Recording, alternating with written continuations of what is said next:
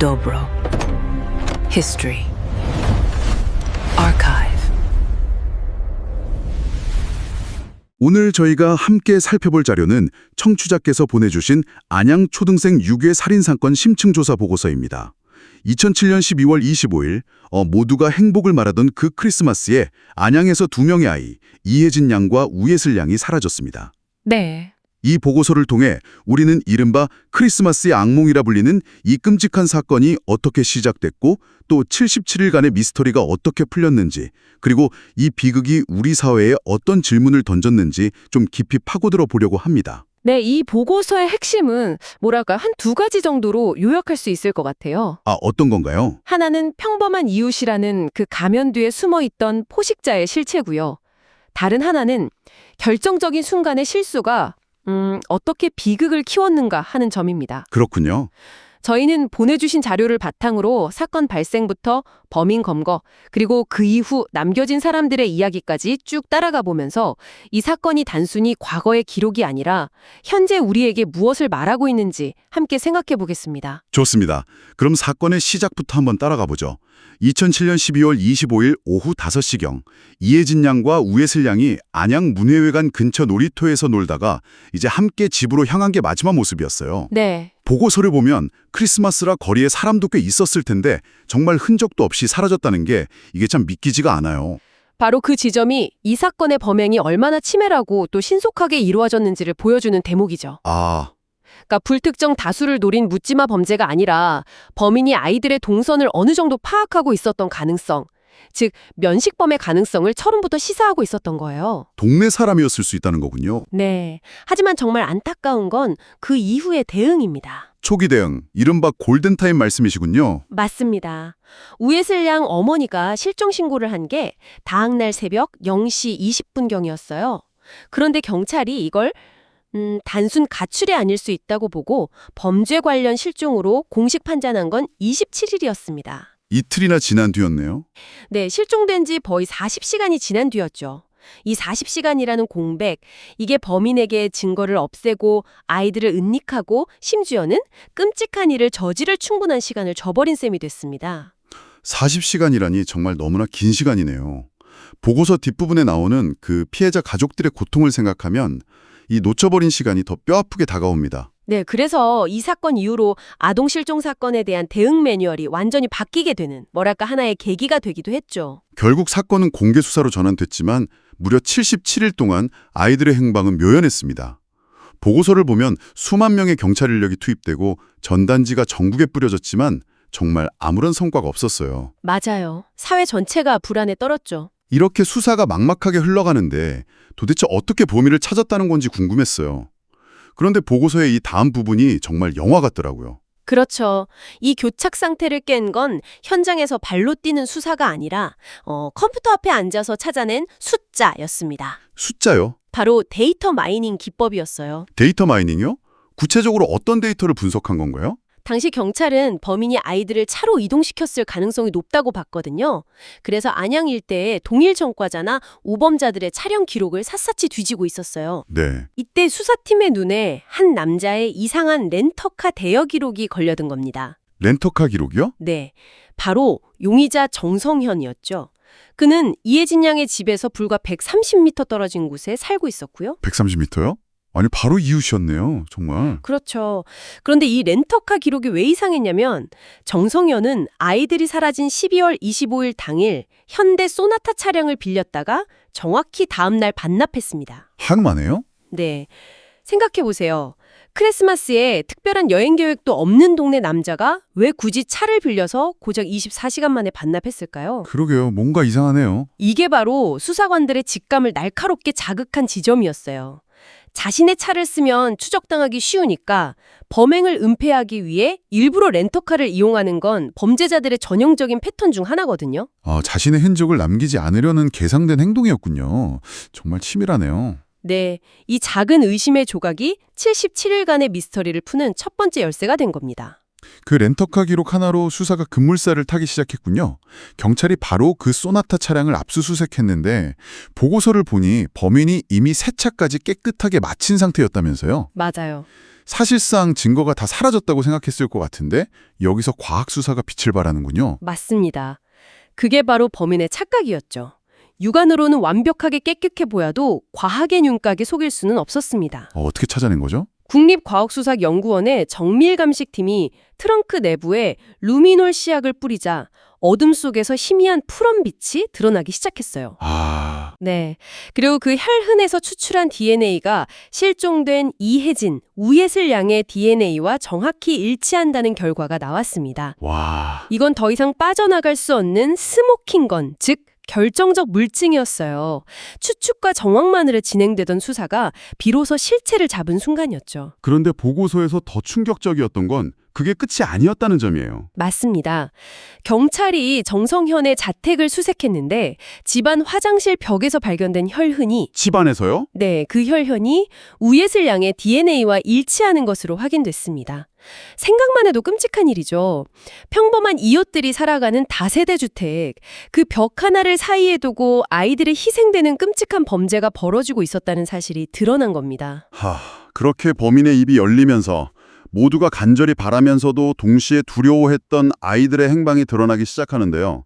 보고서에 묘사된 발견 과정은 정말 참담합니다. 네, 과학적 증거 앞에 결국 정성현은 자백을 시작했고 아이들을 유기한 장소를 진술했습니다. 하지만 그 과정은 너무나 참혹했어요. 이 보고서는 두 아이의 시신이 발견된 상태를 통해 범인의 잔혹하고 계산적인 성향을 분석하고 있습니다. 먼저 이혜진 양의 경우 2008년 3월 11일에 수원 호매실 IC 근처 야산에서 발견됐죠. 네. 그런데 시신이 운전한 형태가 아니었습니다. 10개의 토막으로 절단되어서 여러 구덩이에 나뉘어 묻혀 있었어요. 세상에.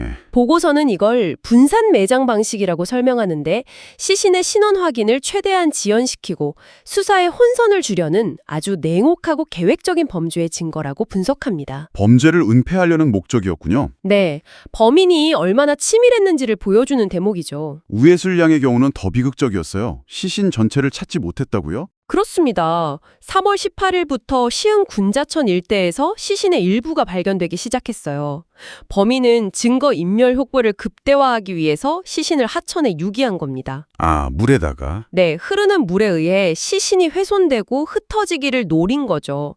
결국 우예슬 양의 시신은 끝내 전체가 수습되지 못했고 이건 남겨진 가족들에게 평생의 한우로 남게 되었습니다. 한 명은 땅에, 다른 한 명은 물에? 시신을 유기한 방식마저도 자신의 범죄를 숨기기 위해 철저히 계산했다는 게 정말 소름이 돋네요. 그렇죠. 그렇다면 이 모든 끔찍한 일을 저지른 정성현은 대체 어떤 인물이었을까요? 보고서는 그의 심리를 깊이 파고들고 있더군요. 네, 보고서는 몇 가지 핵심적인 프로파일링 분석을 제시하고 있어요. 첫 번째가 바로 지리적 특성입니다. 지리적 특성이요? 앞서 말씀드렸듯 그는 피해자 이혜진 양의 집에서 불과 130m 떨어진 곳에 살았어요.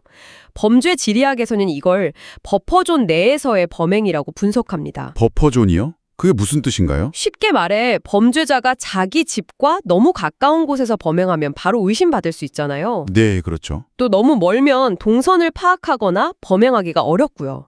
그래서 자기가 잘 알면서도 직접적인 의심은 피할 수 있는 일종의 안전거리 안에서 사냥감을 찾는다는 이론이죠. 그런 이론이 있군요. 네, 정성현은 바로 그 버퍼존 안에서 동네 아이들의 생활 패턴을 파악하고 동네 아저씨라는 가면으로 아이들의 경계심을 허물었던 것으로 추정됩니다. 더 무서운 건 수사가 진행되는 그 77일 동안 그 집에서 태연하게 생활했다는 점이에요. 바로 코앞에서 경찰들이 수사를 하고 있는데도 말이죠. 그게 바로 사이코패스적 성향을 보여주는 거죠. 불안이나 죄책감을 느끼지 못하는 겁니다. 보고서가 분석한 그의 범행 동기는 더 충격적이에요. 한마디로 여성과 사회에 대한 혐오와 적개심으로 요약하고 있습니다. 혐오와 적개심이요? 네, 자신의 삶이 불행하고 실패한 것을 사회 탓, 특히 여성 탓으로 돌리고 그 분노를 가장 약한 존재인 아이들에게 폭력으로 투사했다는 분석입니다.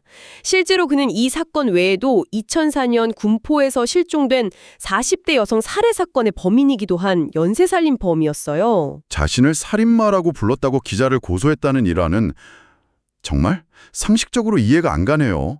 이게 그냥 관심을 끄려는 행동이었을까요? 아니면 정말로 자신의 명예가 중요하다고 믿었던 걸까요? 보고서는 그 행동이야말로 그의 사이코패스적 성향을 가장 극명하게 보여주는 사례라고 지적합니다. 어떻게 말이죠? 타인의 고통이나 생명의 가치에는 전혀 공감하지 못하면서 오로지 자신에 대한 사회적 평가, 즉 명예라는 단어에만 집착하는 극단적인 자기중심성을 드러낸 거죠.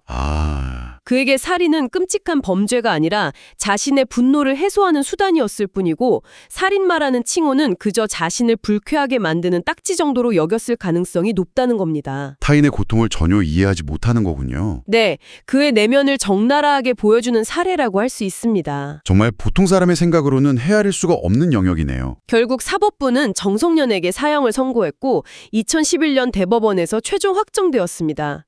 하지만 이 사건이 남긴 비극은 범인이 잡혔다고 해서 끝나지 않았죠. 네, 범죄는 피해자 본연뿐만 아니라 남겨진 가족들의 삶까지 송두리째 파괴합니다. 보고서는 이혜진 양의 아버지 이창근 씨의 이야기를 비중 있게 다루고 있어요. 네, 저도 그 부분을 읽으면서 마음이 너무 아팠습니다. 그는 딸을 지켜주지 못했다는 죄책감과 충격 속에서 하루하루를 고통스럽게 살아가다 결국 사건 발생 10년 뒤인 2017년 53세의 나이로 세상을 떠났습니다. 결국 따님 곁으로 가셨군요. 네, 그의 시신은 딸의 곁에 묻혔습니다.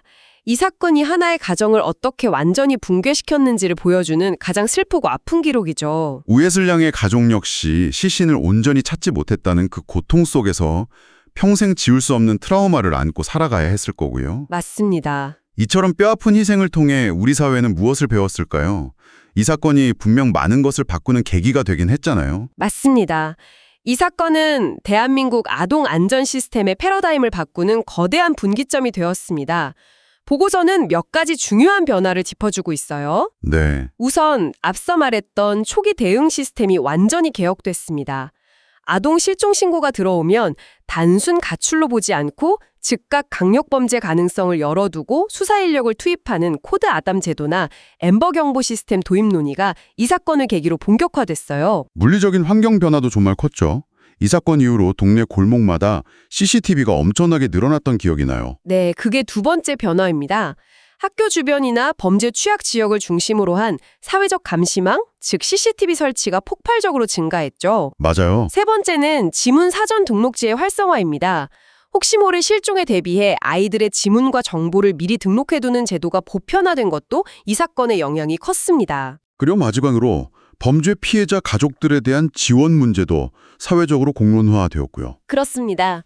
이전까지는 범인을 잡고 처벌하는 데만 집중했다면 이혜진 양 아버지의 비극을 통해 남겨진 가족들의 고통을 사회가 어떻게 보듬어야 하는지에 대한 인식이 높아졌습니다.